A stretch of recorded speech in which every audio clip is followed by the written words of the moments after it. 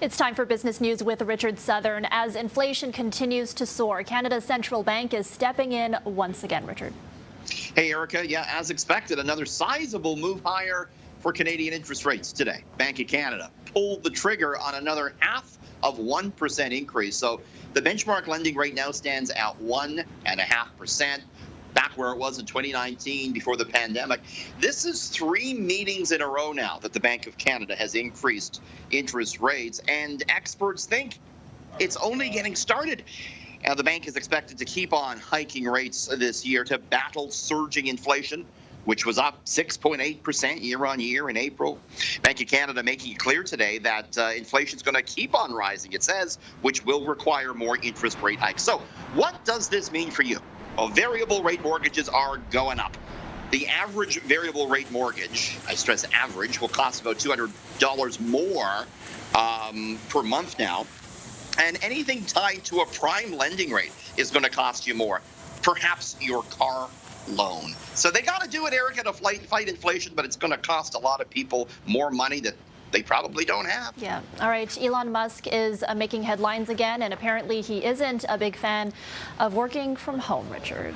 Yeah, he doesn't actually sound like a great boss. We were looking at a memo he sent out, Erica. It was this big ultimatum. He said, listen, get back to the office or you're fired. That was it in not so many words. Musk wrote, quote, everyone at Tesla is required to spend a minimum of 40 hours in the office per week. If you don't show up, we'll assume you have resigned, he writes. Now, this goes counter to most other big tech firms who are not requiring workers to return to the office full-time. Workers, on a whole, don't want to. It's a strategy that could backfire for Musk. One Tesla worker writing online today, quote, if there's a mass exodus, how will Tesla finish projects? I don't think investors would be too happy about that, writes a worker, Erica. Yeah. Trouble in Tesla. It's an interesting position to take there. Okay, finally, another automaker is trying to reinvent itself and compete with Tesla, Richard.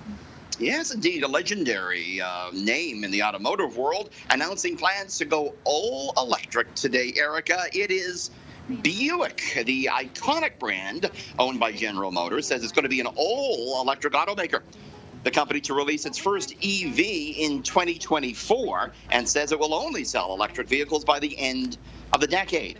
You know, Buick struggles with Canada's reputation of maybe being kind of an old man's car, but it enjoys a much better elevated status in China, where it does brisk sales. Should mention as well, since we're talking about cars, the price of gas set to go up a penny tonight, Erica, just shy of $2.04 a liter. Back to you. Okay, thanks, Richard. That's business editor Richard Southern. Thank you.